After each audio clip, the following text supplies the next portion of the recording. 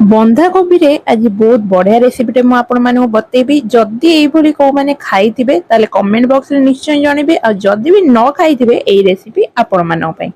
बंधाकोबी की काटिकी पूरा कुचे की काटिकी रखी देछि गोटे जगह रे। आउ आथिरे पड़िबो मटर छुई। मसला पई नै जेति अदा रसुण आउ अलगा काटिकी रखिछि पियाज। आलू को एथिरे छोट छोट करिकी काटि देछि बंधाकोबी रे। एका संगरे प्रेशर कुकर रे आलू आ बंधाकोबी की देई देबे। लूण आउ हळदी स्वाद अनुसार देई देबे।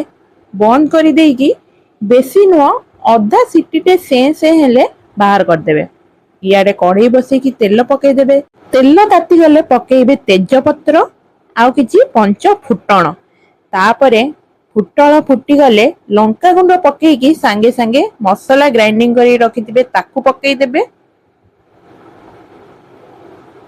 अल्प टिके हल्का लूण आउ हळदी पकेइबे।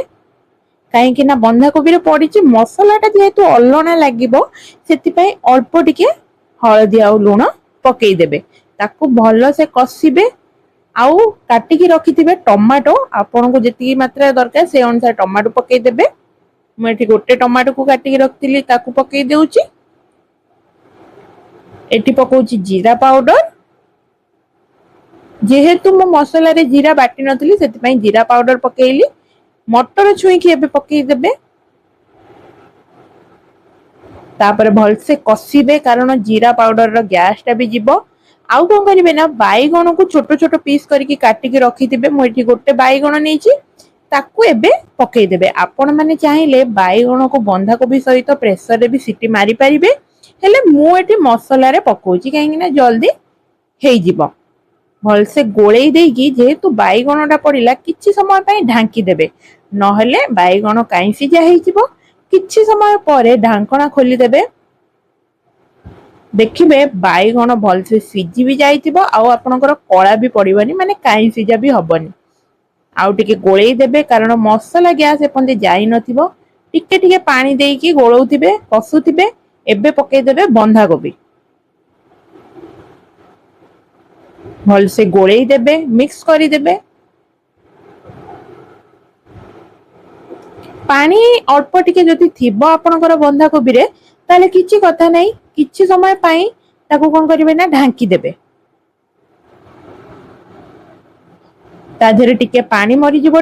किछि समय परे ढांकणा खोल देबे। देखंतु एडी पानी अल्प टिके मरि भी गलानी आ बंधाकोबी आ मसला दीटा जंग भल से मिक्स भी हे गलानी। जेहेतु बंधाकोबीटा हमें अलगा सिजेइतिले मसला सहित मिक्स हबाटा निहाती दरकार थिला। आलू भी एठी सिजी गलानी अधा अधि। आउ टिके आलू जदि न सिजिथिबो आउ किछि समय पई ढांकणा ढांकी देबे। किछि समय परे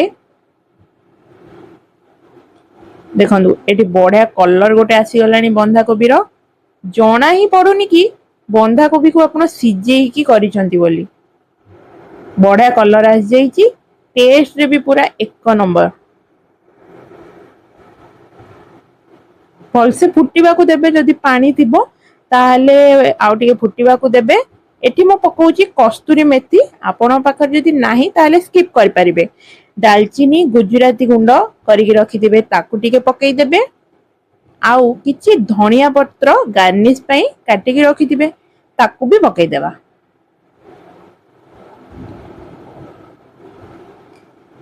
सबु जाक भल से पूरा गोळे की मिक्स करि देबे।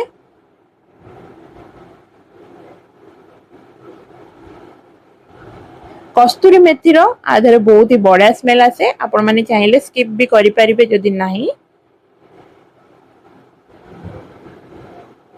भल से गोळेई देबे। एठी हमर तरकारी पूरा रेडी हे गलानी। बंधाकोबी के थरे एमिति बनै की खांतु। देखिबे बहुत ही टेस्टी लागिबो। आपण चाहिले रोटी परोटा रे भी खाइ परिबे किंबा गरम भात रे भी खाइ परिबे। पखाळ सहित भी निश्चय खाइ परिबे। जदि एई भली वीडियो आपण मानको मो चैनल रे पसंद आसुता YouTube रे देखिले आपण माने चैनल को सब्सक्राइब निश्चय करिवे। जदि फेसबुक रे देखुतांती पेज को फॉलो करबा को जम्मा भी भूलिबेनी। Thank you.